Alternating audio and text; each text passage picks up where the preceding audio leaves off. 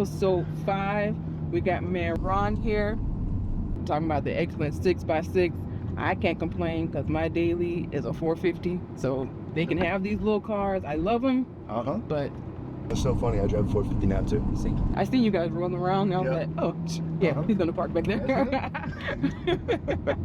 She's sweet. There's so much space. It's like literally driving a spaceship. The thing is, Plus, everybody gets out of the way because you can't make me move. That's exactly it. That's exactly. And you park wherever you want. Exactly. Or as my husband always do, off-road if it's something that we can't just simply drive through. It's, I'm driving through it or over it, one way or another. Either way, I'm getting where I need to be. It's the truth. It is the truth. And you can't boot it, which is fantastic. That's the best part. Yeah. By the time you figure out if you want to try to tow it, I'm already back at the car. So you just wasted all that time. Oh, they're going to have a hell of a time trying to tow it. So, that's the best part. I mean, so I have, I mean, you probably saw you guys parked near the back. And so I had the black 450 was at the back. oh, what people did. So when I hop down, because honestly I'm very short getting out of the truck, but they're like, oh, so that's your husband's truck, your husband let you drive, and then he pulls up next to me in his. They'd be like, oh, No, I see. let me just steer back around here. What's your husband drive? The 450. Yes. It's a family. Oh, that's sweet. So I heard you mentioning, your wife, your family, you're big on, having that around you. Was that something that you always wanted to have, like your family working around you or near you, or is it just something that kind of happened? It's a really good question. Growing up, I always thought that I wanted a really big family. And then I got with my wife, and she had broke the news to me that she had something that was kind of passed down generationally. She wasn't going to be able to have kids, and I had to be okay with that. And I was, and I had gone through these systematic changes and gave up a really good job at a young age that was paying a lot of money out, and I was training a lot of hours for it, but I didn't get to live any life there, and I was going to go start my own career and start my own business and make my own money. And then by God's miracle, 2 days later, after I quit, we found out that we had our first son on the way. Wow. So, ever since that's kind of happened, I've grown this crazy thing. I bought this company. I rebranded it. I was going to get into that. Where did the name come from? Is it something that meant something to you, or is it just that's what it was? So my oldest son is Grayson Zane. My second son's Maxwell Wolfe. Just kind of clashed them there together, and I was like, this is something I'm going to pass down to them, because if there was one thing that I could have had my dad pass down to me and knowing what I know now, it's just having contacts and being around other people that are like-minded, because I feel like that's a very powerful tool. Yeah, I think it's an undervalued tool in a lot of ways. You'll have people paying $50, $100, $150, $200,000 sometimes just to get access to some rooms so they get a chance to communicate with some of these people. If I'm already creating a pool of investors that are coming to me, and I'm doing like these semi-annual events, we're doing like 60 to 80 investors in a room, and I'm the one providing a service for them, they feel like they owe me even though they paid me to do it. Right. As long as I have my kids in those rooms and they can communicate with them, they understand how to navigate communication, they understand the dialogue, they understand the power of network. Now they're growing up in a community that they're going to have access to, so later in life, in the future, they have a contact on their phone. If they ever need to dial, it'll be them. Right. Okay. Nice. So what made you go into like business for yourself? It's always been an entrepreneurial spirit in you, or was it like some kind of happenstance and you saw that you were good at it? Man, I thought I was much better at it than I was, I'll tell you that. But I think that's the sales guy mentality. Great. I didn't know I was good at sales until I was good at sales. I was really good at making money, so I thought I was going to be great at doing business. It turns out when you're managing a lot of money and you're conducting leadership roles, you're trying to, I guess the best way to say it is to duplicate parts of yourself and other people and make that flourish. Things change, and you realize you're not quite as good at business as you thought you were until you start to wear those hats. And one of those big key roles that I had to really take on was because you're continually taught, you got to make sure you reteach the visions. You're all moving towards the same goal. I don't necessarily believe that that's true anymore. I think you have to pay individual interest to people that are executives or high level ranking in your business and find out what their goals are, and you help them work towards those goals. Right? and you show them how those goals can be hit in line with your vision, not just your vision. So I've spoken with a lot of people who all say that they had some type of mentor or sought out someone in the industry that they are potentially going to work in or that they're currently interested in. Is that something that you did, or? Yeah, it is. I mean, I've paid several mentors before in the past, but I think the most effective one that I've ever been around, and I'll go ahead and I'll throw it out for anybody else listening. If you don't at least watch his content, which he has a ton out, he's also a great person to be around if he even has spots available, but his name's Myron Golden. He is one of the most incredible, God-blessed individuals I've ever had the luxury of being able to meet in my life. One more question I have for you here before I kind of pivot a little bit. What is one thing, or if you had something in particular that you could share to someone else that's coming up, be it an entrepreneur or be it someone that's trying to get into investing, is there something that you would have them do prior to jumping into it, or something that you can kind of recommend? Do you mean specifically with somebody starting in entrepreneurism, or with someone starting in investing? In investing. I would just say never invest money that you're not afraid to lose. And I know that that's a hard pill to swallow for a lot of people, because that's not the point of investing. But at the end of the day, specifically in business, whether that's in stock or it's in crypto, there's some kind of tangibility that's tied to it somewhere, and things can go wrong and things do happen. Just look what's happened in the last half a decade. I thought for sure we were going to lose a lot of money because people were losing jobs left and right when COVID happened. We just happened to be in the right industry because people also couldn't go to physical locations, and we were the only place that people could buy groceries. So I had a saving grace there, but God forbid, we did have a physical location we were tied to. A lot of those companies now came to us so we could run their company for them, and they weren't able to come to the other table for the time being. So you don't know what you're putting money into and what you're investing and what's going to happen. A God's hand event could happen. So I just say, whatever you're going to invest, make sure that you have double set aside. That way, if anything does go wrong, you still have a reserve. Agreed, yeah. I've always, even with just lending money, so my mother's always said, don't lend anything that you can't afford to lose. Go. Good one. There's no guarantee they're going to give it back to you. I mean, you want them to give it back because you're saying it's a loan. However, be prepared for it to not come back to you. Yep. Okay. What actually brought you into or drew you to Amazon? The market pool. I mean, one of those things that I've read continuously through multiple entrepreneur books and psychology books is typically the first person to jump is the one to yield the highest reward. It's just the way that it goes. Everybody else will fall in line. It's like the first kid in the class to raise his hand. People realize that reading the chapter of the book isn't that difficult, then all of a sudden everybody else follows. Yeah. But now everybody else is paying attention to the first kid that did it. It was the same thing with the FBA program. Dropshipping was a massive hype, but I was already doing FBA and I was just kind of steps ahead. It did take more to do, but it also yielded a higher margin and a higher result. And I didn't think that the work and the output was that much of a trade-off for how much more I was getting back in return.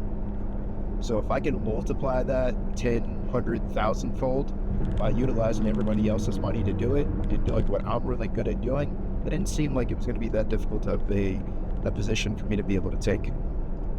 It never does. But it was.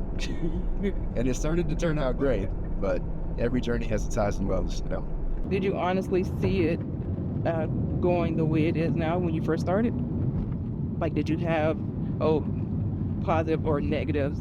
I mean, obviously you probably had, wanted it to be a positive, but was there anything that was like, oh yeah, this definitely going to be it for you? I had never been on a more emotional roller coaster in my entire life taking over this company. I want the best for people. You can't please everyone. All right. There's a lot of things that I've been working towards. I did not think that the sub-partnership classification where Amazon vets you become a part of the provider network, I didn't think that was going to happen as early as it did. But because it did, it also cost me a lot of money. And it cost me a lot of people's lost patience that don't understand it. They didn't understand what was going on. And you can't explain to every single person that their money's on hold, that it's on hold for a reason, because they don't like their money being on hold. All right. And neither do I. But they don't understand what I'm also paying out of pocket to keep the doors open while we run through this system for a better future for everybody else. So it's little things like that. I'd say that was one of the largest hiccups. And then the conversion, which we can get into this story if you want. But long story short, I bought the company from a friend, but he stepped away for, call it, 6 to 8 months prior to leaving, which is what he ultimately decided he was going to part ways with the company. Just did not want to come back. He was burnt, ready to let it go. Had a COO running the company, who ultimately fled the country after she fudged with some numbers, some production, some things that was sold to me that ultimately did not turn out to be that way that it was.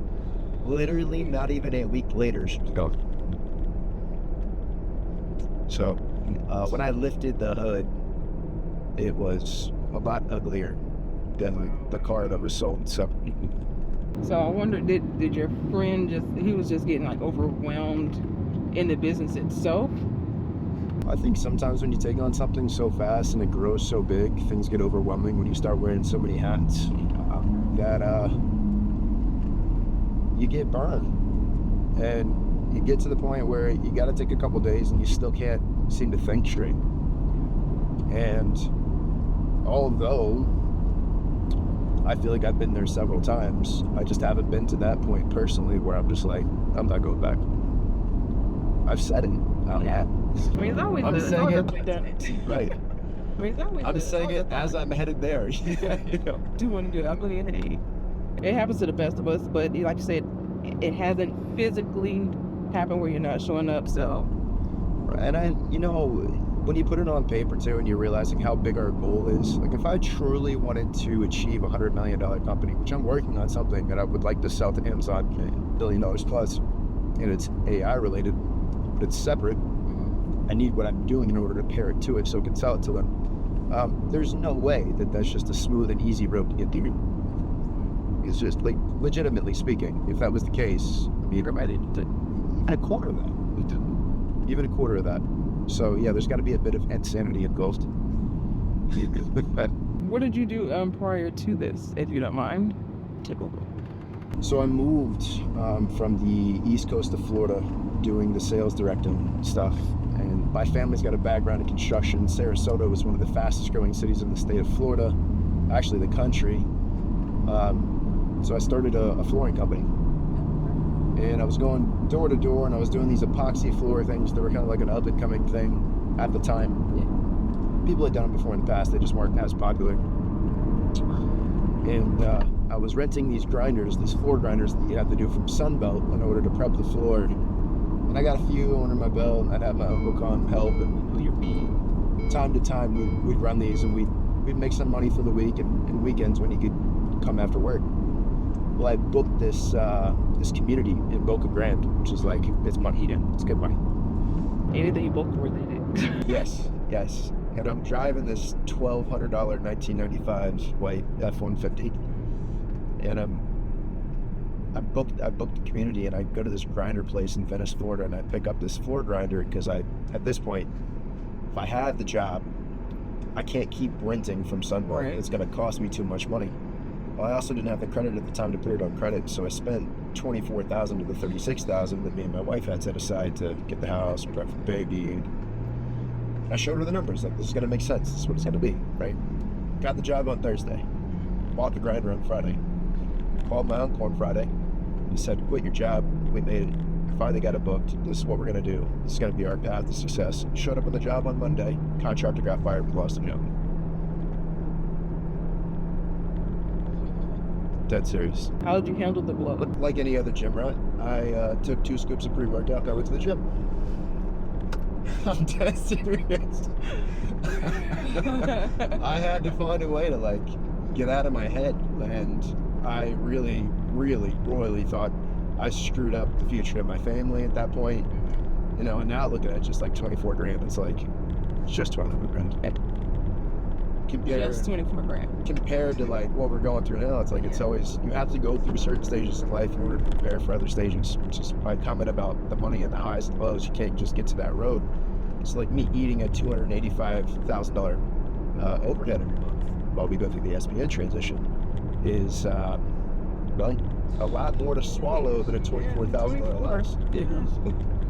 in my world was ending then. So, you know what I mean? But long story short, that day that I ended up going to the gym, I learned a really valuable lesson, and that was people that work 9 to 5s aren't typically at the gym in the middle of a Monday, which is where I met the gentleman that taught me how to do Amazon. I mean, you do to meet people in the place that you least expect to meet them. It's the truth. I looked a lot different then. I still looked like I ate every gram of protein in sight. I was easily triple the size I am now. That's not as important in my life. I thought for sure my goal would be somewhere in bodybuilding. Fitness or So did you venture into like trading or? Yeah, I mean, the reason why I got involved with personal training is because I had a love and I had a passion for it. I didn't think that it was going to take me into sales, but it did. And in the process of like doing sales and personal training, I actually was training a lineman for the Tampa Bay Buccaneers. And he dropped 585 pounds on me. And that was the start to the end of my bodybuilding career. Ripped all the skin off the inside of my elbow all the way down to my wrist. I had 37 trigger point injections on my back and the back of my hips. I was bedridden for like 2 weeks. It's pretty rough. It's really, really bad. How did that happen? He was squatting. I actually have a video of it. I'm going to send it. I pulled it off the security camera when I finally got back to work.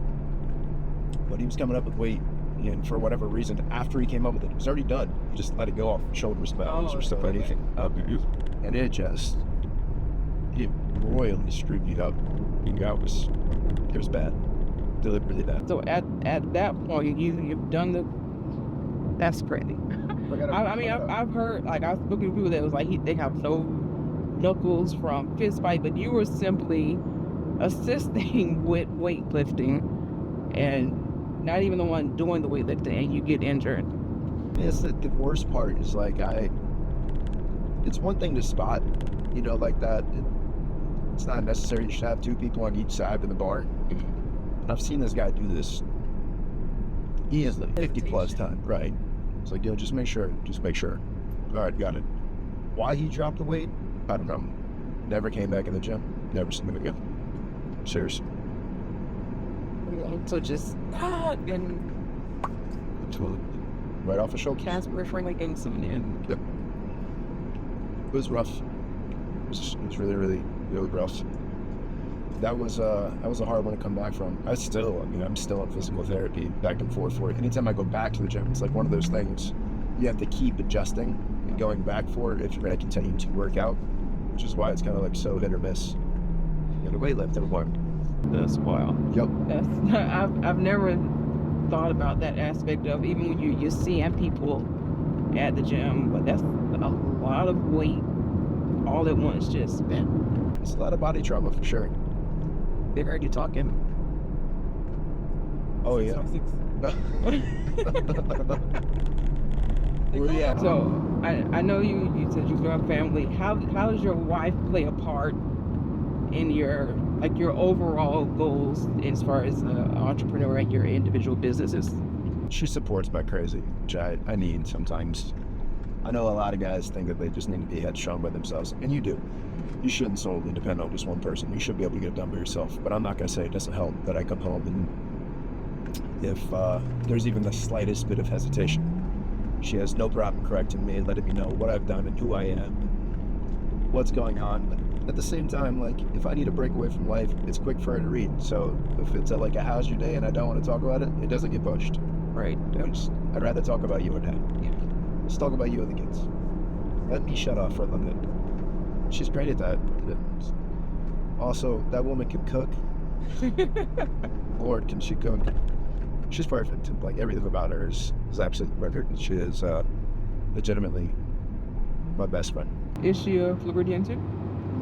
She was born in Illinois, moved to Missouri. She was there for a few years, but the majority of her life she grew up in Florida. So it's safe to say she's got a lot of Floridian tendencies. Sorry, she's an honorary Floridian now. Yes. Can't go back. Yes. Sorry. So you said she's a good cook. Of her meals that she cooked, what would be your top tier meal that you would be like, oh, that's my go-to, that's what I want? I come from a family of like really good cooks, and that's something that she's adopted. There's not a lot that she can't cook, if I'm being entirely honest. But like if it's something southern, like she's got her own modified version of like a chicken pot pie that's just like something with potatoes, gravy, and chicken. I could do without the vegetables. I am not a vegetable. I would say, well, that's the best part of it, though. You gotta have the carrots and the peas and everything else with But it. it's, you know, it's in that, like it's, but it's, you know, it's in that, like it's, she makes everything from scratch. Like literally everything from scratch. You hear But that? He I said like, he loves your cooking. Are you a cook yourself, or? I love to grill and I love to smoke food. For the 4th of July, I threw on two smoked pork butts. They were on for, I don't know, roughly 10 hours. I did a smoked buffalo dip. It came out really, really good. Doing a few other things too, but if it comes to like barbecuing food, I love to do that. It's like it's a good spot for me to be at. We had, I got a crazy picture I gotta show you. Are you a meat eater? You like steak? I absolutely am not. Like, no? Oh. And that's so weird. So I'm a vegan. I won't even finish what I was about to say. I have been a vegan. I'm going on 10 years now. It is kind of a balance because my husband is absolutely not a vegan. Like nowhere near. You know, he'll eat it if I cook it, or you know if it goes on that it's an option. But he is absolutely not a vegan at all. I'll give him something off the grill, let him use the smoker or something like that. But yeah, that's everybody be like, oh yeah, so you do this and do that, and that's okay. I feel you. All right. Or they'd be like, oh, do you miss it? No, really. Not so much. I will How about say, at first? the only thing that gets me is cheese. Like I love cheese, and I have not found, you know, that one that gives you that same milk and texture as, you know, a good cheese pizza or something like that. But other than that, no. I feel like it'd be so tough. I feel like it'd be so tough. What made you want to do it? We actually started it as a sibling challenge. No. So we started it. It was like 2 weeks vegetarian, and then of course there was money involved, so you want to try to win. Right. So we started vegetarian, and then the group made it as vegetarian for 2 weeks, and it was like, oh, well, we should take a step further. Let's try vegan. It was like 2 weeks vegan, and they just all start ticking off. So the only ones who made it is one of my sisters and myself. So it's just us two out of all us that made it. So I mean, it makes it easier because we feed off of How many people each were other. involved in this? So it's just my siblings. So it was great to see you. So it was 5 of us to start. I see. Only 2 of us made it to I see. vegan. Is she also still full-time vegan? Yeah, she is completely vegan. So I was like, it's easier because I have someone to feed off of. Do you feel anything initially when you start that with like a change in your energy I levels did. and how you sleep? And... I did, because I was a crazy asthmatic, and I mean from inhalers to pills to the nebulizers, like that stuff started being taken away. I see. So I was like, oh, okay, so Do you now start I to use have it? No, so Not at all? I have no asthma meds, period. So I was like, compared to the cost of me eating vegan and the medical costs, it outweighs. So I was like, I feel the difference. My body doesn't feel as heavy. I'm not out of breath. So I used to be out of breath going up a flight of stairs.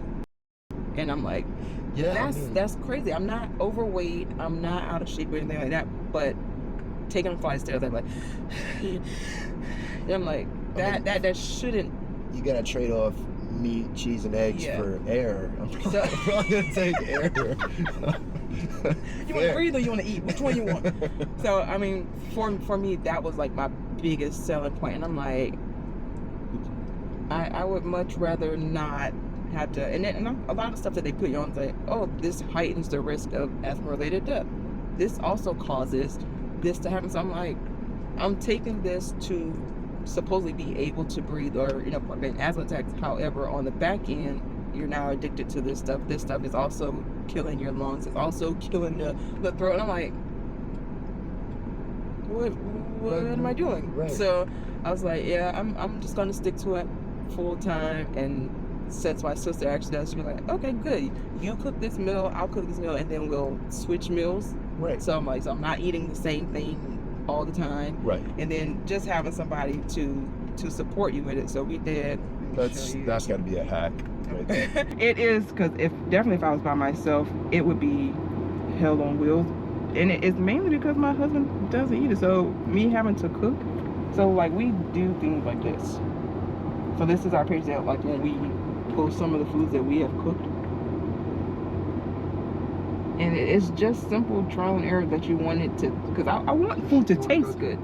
Well, without a doubt. But then I also wanted to not make me feel weird in the end. So we just started a lot of trial and error type stuff. Oh, see if that works for you. What is in there?